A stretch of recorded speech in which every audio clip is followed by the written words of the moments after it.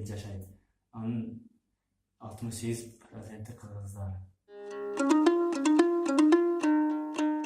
Мен биринчи жолу келгенде эмнеге келдим? Ош областына. Ошондо келгенде мен Бишкекке келдим деп ойлоп, жанымда байкем бар деп, байкем ай Бишкекке келдик десем, каякта Бишкек? Бишкекке дагы жарым сутка барабыз. Бишкекке барыш үчүн.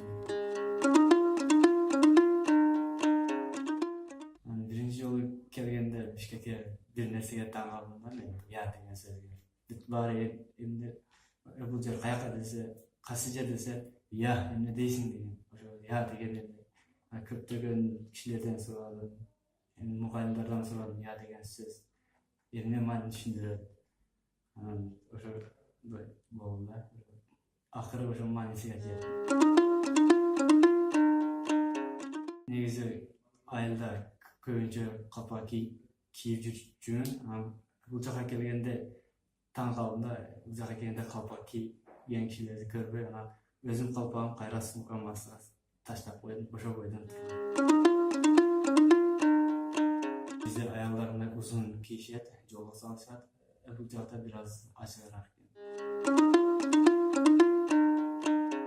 Биздин жерлердин аты кыргызча, мисалы Манас жайлоо, мисалы өзүм айылымды айта кетсем, Акмойнок айылы, Кошой айылы, Жайылган, Чыңгыз айылы деген аттар бар.